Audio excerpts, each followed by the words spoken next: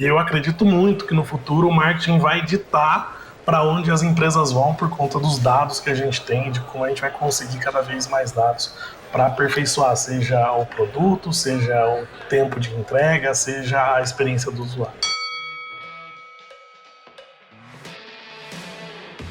Esse é o Ring da Rock, o podcast que traz literalmente para o ringue os principais tópicos e tendências sobre marketing e performance digital. Todo mês, um novo episódio vai te dar um nocaute de conhecimento para você aprender em primeira mão com os melhores profissionais do mercado. Eu sou o Fernando Ruoco. E eu sou Daniela Gebara. E esse é o episódio de hoje. Bem-vindos, queridos ouvintes! Finalmente o episódio aguardado está sendo lançado. Estamos no primeiro Ring da Rock de 2022. E é óbvio que a gente ia abrir o ano com o pé direito, né, gente? Então já vou deixar aqui claro que estamos com dois participantes muito especiais para a gente. A Ana Fossati, da Nissin. Tudo bem, Ana? Olá, Dani, tudo bem? É um prazer estar aqui com você hoje. Para a gente também.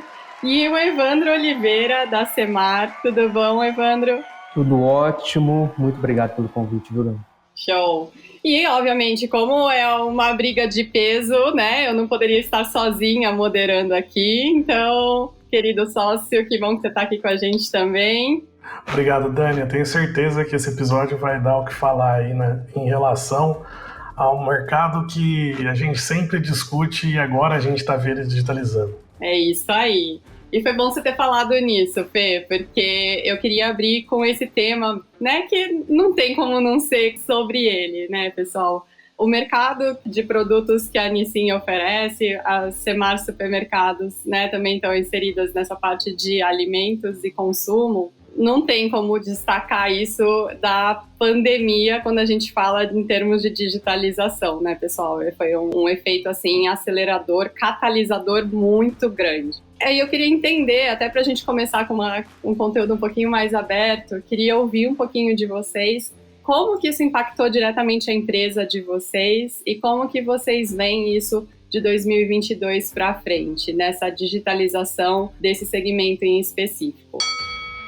Eu vou começar com a Ana, para ser aqui, começar com as mulheres, tá, Evandro? Mas quero muito te ouvir nessa também. Perfeito, super obrigada, Dani. Bom, acho que como vocês até mencionaram, a gente teve aí um período de aceleração de muita coisa que está acontecendo nesse ambiente digital, né? Então, eu tenho uma experiência aí pautada em mercados de produto de giro rápido, que a gente chama, então aí muito de mercado de alimentos.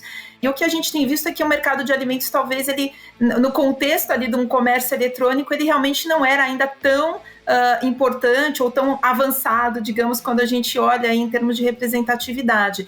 E realmente o que aconteceu, acho que foi isso, né? De forma geral, todos esses produtos de bens de consumo de giro rápido, que nós chamamos, eles foram todos impactados por esse momento da pandemia, né? Então a gente teve era muita coisa que já estava acontecendo e que acabou realmente se acelerando e se consolidando neste período, né? Seja não somente uma compra online, mas, por exemplo, também um trabalho aqui em home office, uma reunião em home office, enfim, a gente viu uma série de coisas que já estavam acontecendo e que efetivamente se aceleraram, né? E eu acho que quando a gente olha um pouquinho aí para o futuro, a tendência é que isso realmente permaneça, né? Acho que não há como, não haverá mais volta. Tudo que houve aí uma aceleração com certeza deve permanecer quando a gente tem esse olhar aí para o futuro. De acordo, Evandro? O que você acha? Com certeza, com certeza. A realidade, ela foi de fato acelerada, né? A gente teve que enfrentar uma mudança que aconteceria aí para os 5, 10 anos e, infelizmente, muitas empresas não estavam preparadas, né? No nosso caso, a gente já tinha um trabalho sendo realizado desde 2018, no que diz respeito a e-commerce, à venda, né, online, e a gente fez essa aceleração trazendo uma outra metodologia. A gente mudou, de fato, toda a estrutura para poder conseguir surfar a onda, né, e começar a progredir nesse caminho. Então, assim, é até assustador quando a gente olha para trás, né, 2020, 2021, parece que foi ontem. A gente está em 2022, tudo mudou muito rápido.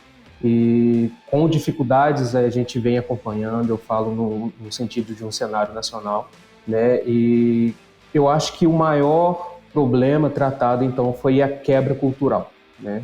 Da cultura, de como as pessoas passaram a consumir, né?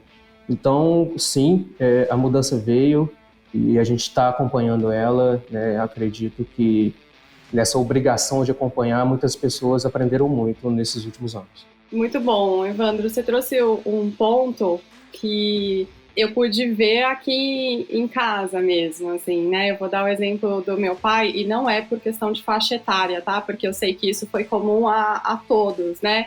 Mas o meu pai, se não fosse pela necessidade que se impôs, ele talvez não teria feito a primeira compra dele de supermercado online, né? Então, realmente, eu acho que mitigou muita coisa para a população brasileira em relação a esses bens perecíveis de entrega de necessidade rápida, né? Então, foi realmente muito legal. Ô, Dani, um ponto importante disso aí é assim, a gente sempre analisou o mercado tirando groceries, né? Porque ele sempre tirava para baixo a influência do digital na compra loja física. Então, em 2019, quando a gente falava, 2018, 2019, que a gente falava de omnicanalidade, a gente sempre falava, cara, a gente esbarra nos grandes mercados, supermercados, indústria alimentícia, que não tem essa cultura no Brasil e dificilmente a gente vai ter isso, né?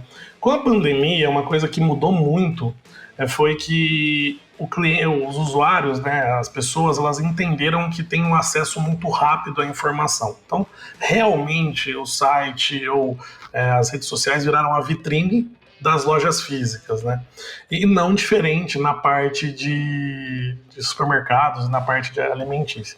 Aí um grande ponto é como vocês viram isso, porque mesmo depois que a pandemia deu uma diminuída e as pessoas começaram a sair de casa, o volume de sessões ou de visitas ao site, visitas às redes sociais continua muito grande, mas agora as pessoas começam a ir fazer as compras, a ir aos lugares comprar. Então, assim, como que vocês veem isso, eu acredito, e como vocês estão preparando para...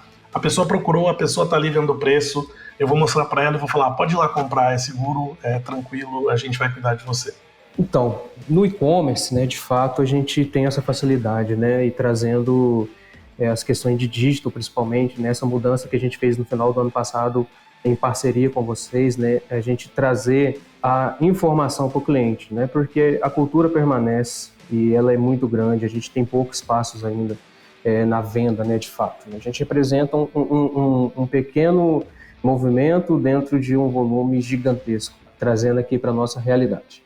Então, a loja física agora, né, vai retomando os cuidados no sentido de que temos que, sim, trazer a facilidade para o cliente, temos que tornar seguro, né, independente de qualquer situação, né, e dar as opções para que eles possam ser, de fato, atendidos da maneira que eles querem, né? Então, o Omni vem para poder facilitar não só a comunicação, mas o processo também do que a gente quer fazer, de fato. Então, quer comprar online, quer poder usar o seu tempo com outras coisas, né? Eu acho que o e-commerce, ele de fato traz isso, né? Essa facilidade para a pessoa deixar de gastar um tempo na loja física e passar a aproveitar de uma outra maneira. Mas não, você quer ir na loja física, a gente está aqui bem estruturado, de forma segura, para que você possa ser bem atendido e ter o seu momento dentro das nossas lojas, né, confortável. Então, igual você disse, né, o e-grocery, né, eu trabalho com o e-grocery desde 2016 e a mudança foi, assim, espantosa, né? O quanto que nós tínhamos de abertura e quanto a gente tem hoje. Então, hoje está mais fácil a comunicação e fazer essa conversão de fato. E trazer isso de uma forma inteligente para poder também aumentar as vendas da loja física. Acho que até em complemento, né, o que o Evandro comentou, talvez o que a gente veja realmente de mudança é um pouco a questão dessas jornadas do consumidor, né, que a gente tanto fala, elas estão cada vez mais integradas, né, acho que é muito mais orgânico hoje e muito menos linear. Eu acho que quando a gente tinha muito ainda aquela imagem de uma jornada um pouco mais linear, de você faz uma busca, depois você compra, depois... E hoje não, é tudo muito misturado no final, né? Não existem essas fronteiras de uma forma tão clara. a gente vê que realmente é um pouco isso. A pessoa, às vezes, ela está dentro da loja, ela está com o celular numa loja física, ou ela pode estar num site procurando alguma coisa, depois comprando fisicamente, ou comprando já no próprio site. Então, ou ela viu fisicamente, depois ela foi para um site. Então, acho que existe essa integração muito grande dos meios, né? Que é o que você falou justamente da questão do omnichannel. Eu acho que talvez esse seja o grande desafio que a gente tem cada vez mais. As coisas são muito fluidas, muito orgânicas e menos lineares, né? E com certeza isso deve seguir também dessa forma.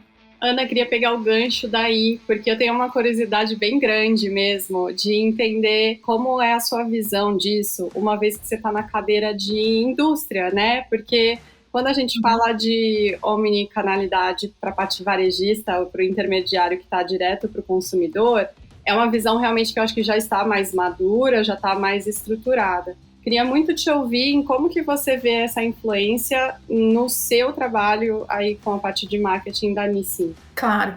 Eu acho que é um pouco o que a gente comentou. Tem um lado, separando um pouquinho, talvez aqui em 2 temas. A gente tem um momento realmente de compra dos consumidores, que nós comentamos aqui, que está cada vez mais integrado. Como o Evandro comentou, a gente viu que o e-commerce adquiriu uma outra importância também. E nós temos também, né, como uma empresa de varejo, a gente tem também ainda uma presença gigantesca em distribuição física, aí, né, presente em milhões de pontos de vendas físicos, com um produto que é extremamente acessível, que está no dia a dia do brasileiro. Então a gente entende também essa importância de estar presente fisicamente em várias lojas.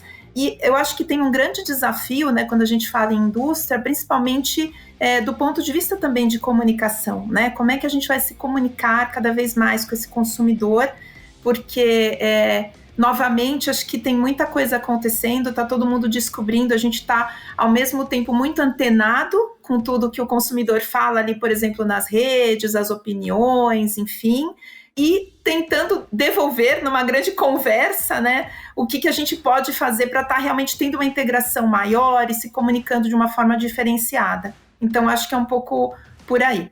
Pegando o gancho sobre isso, o desafio é exatamente esse, né? Como a gente vai atender, né, o consumidor da maneira que ele quer.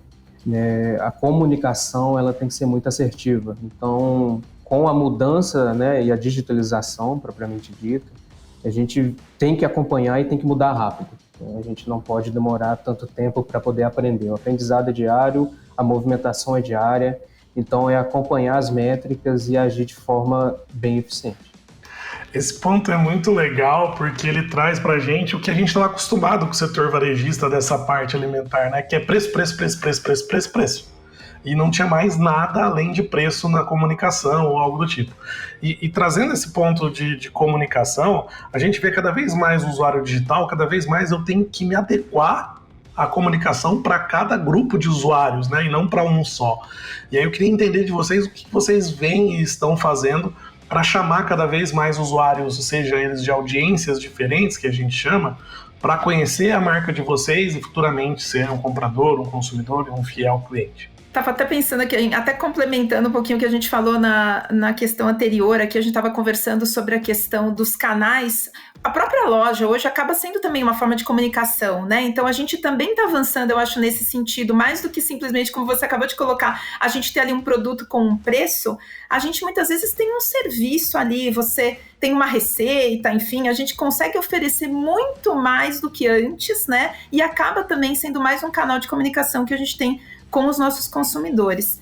Agora, falando um pouquinho como é que a gente se comunica, como é que a gente fala, né, dando o exemplo aqui da nossa marca, no nosso caso, a gente entende que nessa questão toda do mundo digital, de uma série de conversas que a gente tem realmente que ter algo diferenciado, né? A gente acaba, particularmente falando de comunicações da Nissin, a gente tem um quê de uma comunicação mais ousada, né? Então, por um lado, a gente tem uma preocupação enorme de estar sempre muito antenado com o que o consumidor está falando para a gente ali, a demanda do consumidor, então tudo é muito pautado nessa demanda do consumidor, e ao mesmo tempo, como é que eu converso com ele de uma forma diferenciada, no nosso caso, de uma forma mais ousada, de uma forma que a gente leve um pouco mais de humor e que a gente entende, né, que é importante. Nesse sentido, a gente tem também aí uma cultura japonesa, talvez de comunicação, que nos ajude a a levar aí para essa questão de uma comunicação um pouco realmente mais disruptiva e mais diferenciada, que é uma questão um pouco também da cultura. Mas é justamente isso, como é que a gente, primeiro, né, como eu falei, sempre pauta na discussão, nesse insight do consumidor, que a gente acha de extrema importância e que tem que estar sempre como base, como fundamento, e como é que a gente traduz isso de uma forma criativa e volta numa conversa, né, menos interruptiva e mais uma conversa realmente que a gente tenha com esse consumidor. É bem isso, né? A forma como a gente se comunica vem diretamente ligado com a forma que o consumidor está solicitando, né? Vamos dizer assim. Então, primeiro a gente aprende o que ele quer, no sentido do consumo, né? Qual o perfil de consumo desse cliente, para poder, então, entender a forma como a gente vai comunicar. Então, é dois aprendizados, né? Aprender sobre o consumo dele e como a gente vai se comunicar, né? E dentro do supermercado, né? Isso se abre muito, né? Porque o mesmo cliente ele tem vários perfis de consumo durante o mês, cada período ele está de uma forma, né, e a gente tem que comunicar sempre da maneira correta. Então, de apoio, a gente tem o CRM, né, que nos auxilia muito nisso, no e-commerce principalmente, que já está num período sistêmico muito bom, então a gente aprende o que ele quer e com os testes AB a gente vai aprendendo a se comunicar. Muito bom. Ana, depois eu vou voltar nesse pontinho de comunicação, porque assim, o meu filho canta a propaganda às vezes aqui, de ser impactado no YouTube, é uma gracinha, depois eu te mando. Mas, Evandro, você trouxe o ponto de CRM, né, e isso me trouxe aqui a questão de, a gente está falando de um consumo recorrente, né, e a Semar tem o aplicativo, que a gente entende que é o melhor dos casos, né? Você tem aplicativo quando a gente está falando de uma compra realmente de alta recorrência.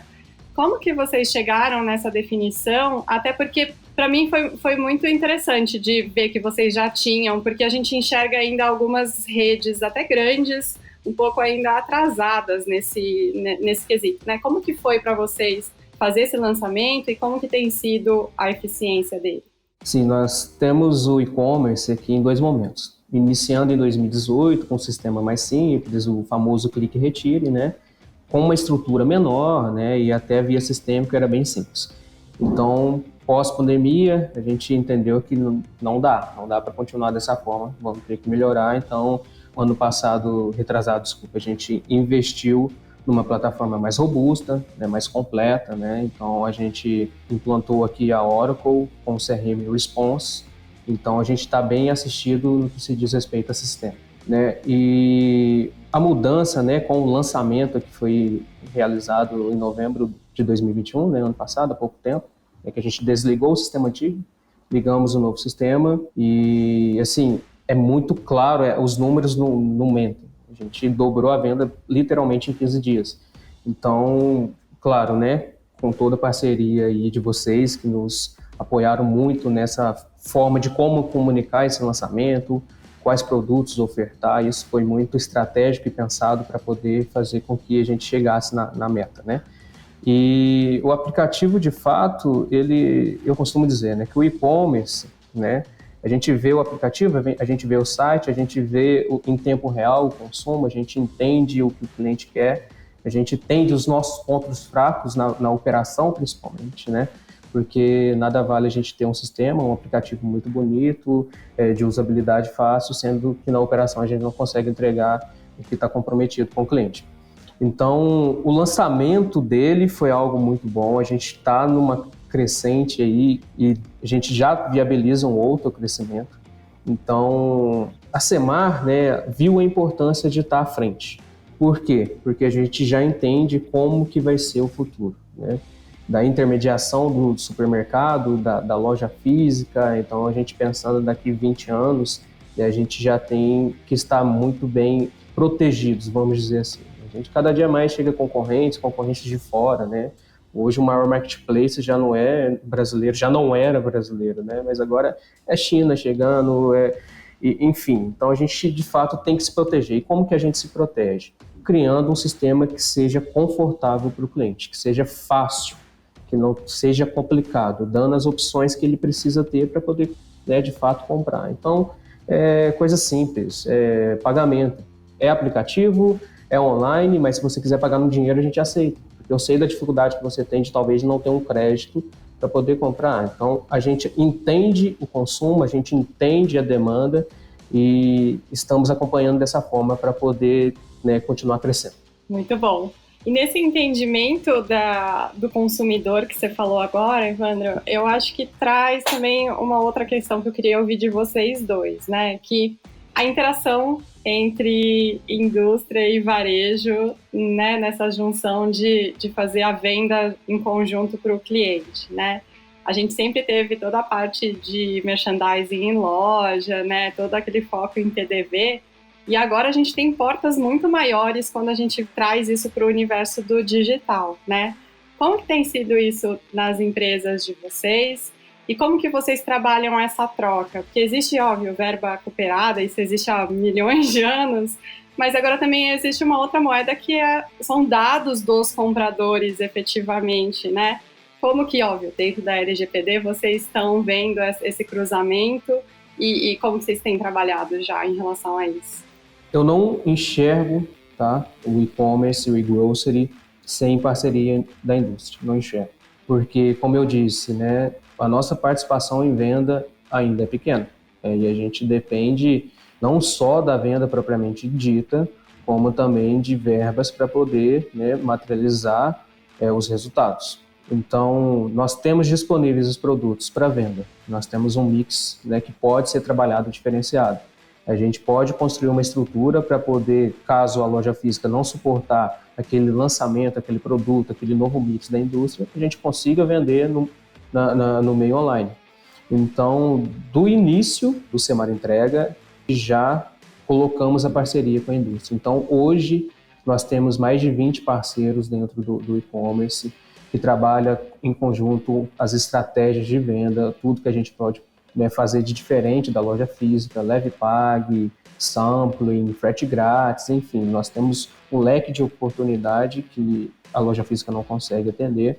E, além disso, né, a gente consegue mensurar dados qualitativos e trabalhar junto, né? Então, eu sempre vi isso e vejo essa parceria por muito tempo, se é que vai acabar, não acredito. E, além disso, né, eu acho que a credibilidade vai da forma com que a gente consegue prestar contas à indústria.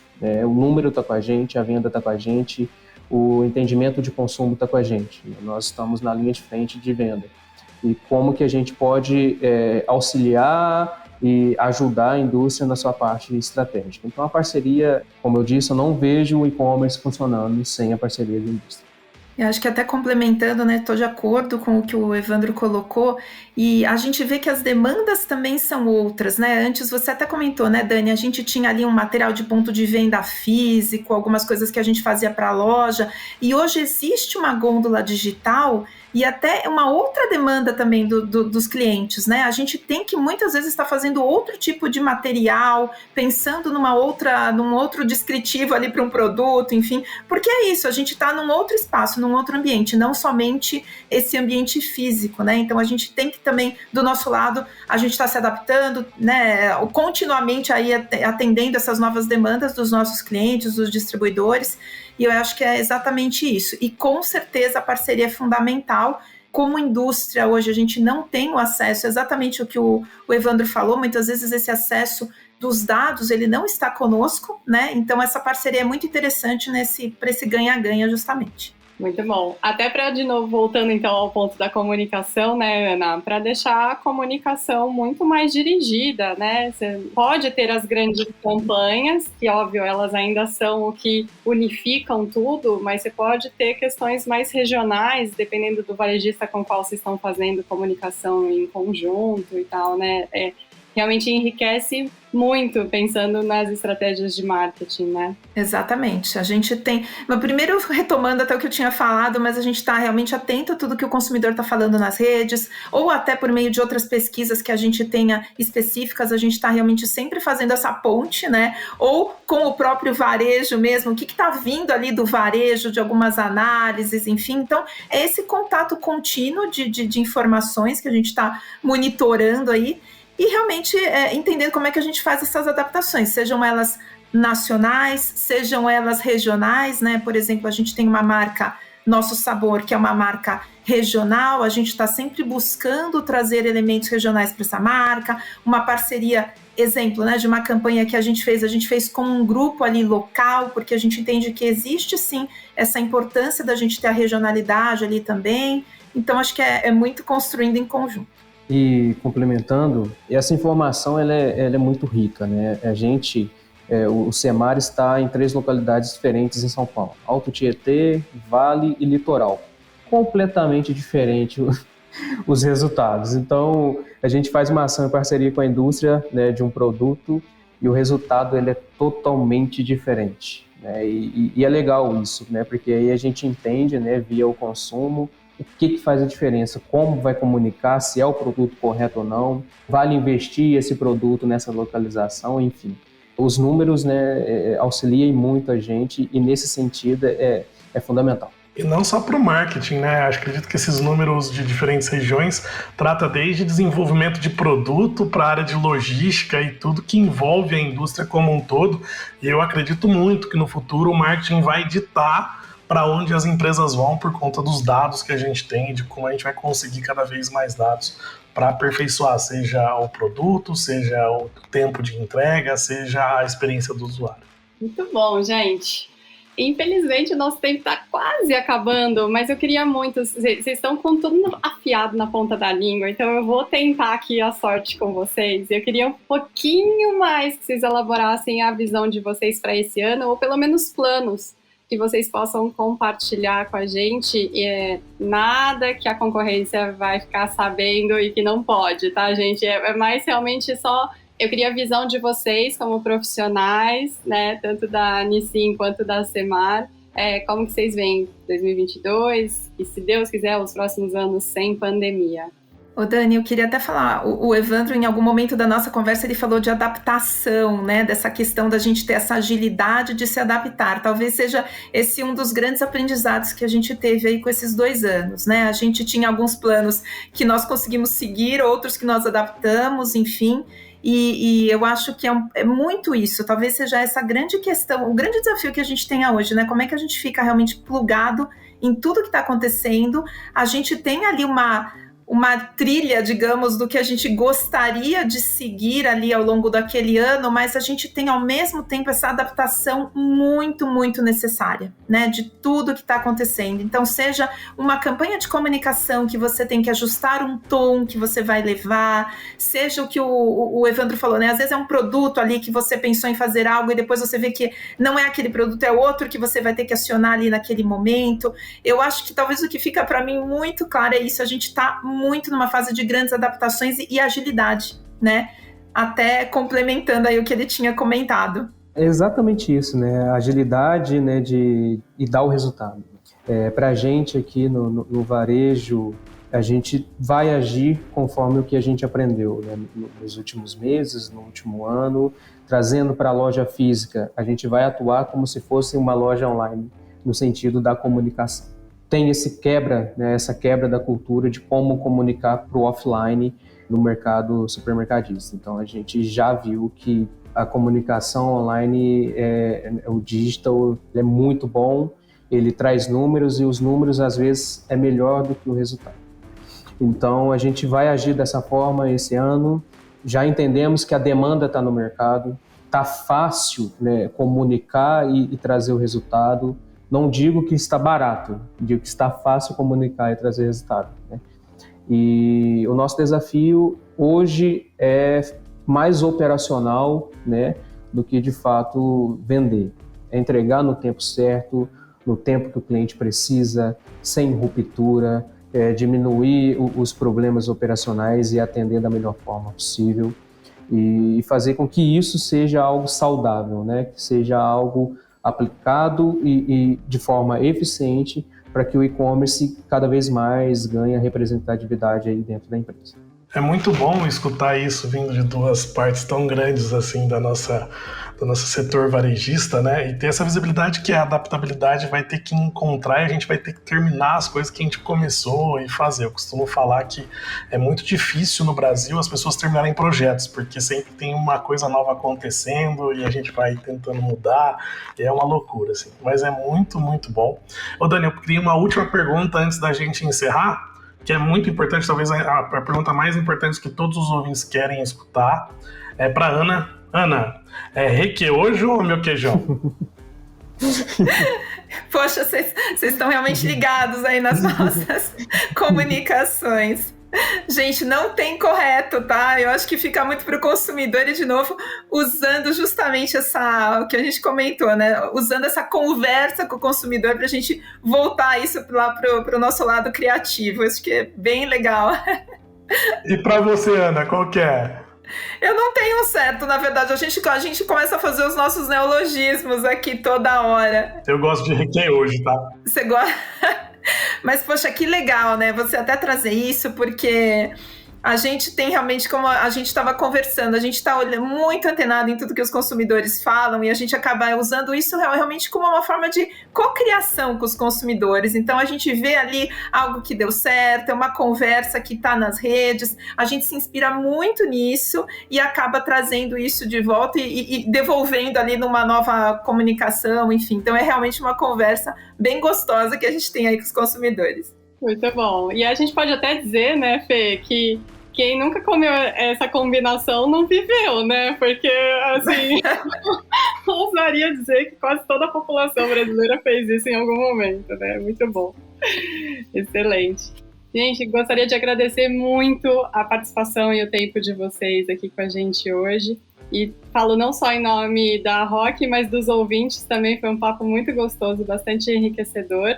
Espero poder revê-los aqui nesse ringue e obrigada, gente. Obrigada de coração. Muito obrigada. Eu que agradeço aqui esse espaço para ter essa conversa. Também agradeço, pessoal. O convite foi muito bom e aqui agora foi melhor ainda. Muito obrigado. Obrigado, pessoal. Acredito que foi um excelente episódio e a gente tem mais no próximo episódio do Ringue da Rock. E esse foi mais um episódio do Ringue da Rock. Para não perder nenhum round, se inscreva na sua plataforma preferida e receba notificações sempre que sair um novo episódio. Nos vemos no próximo!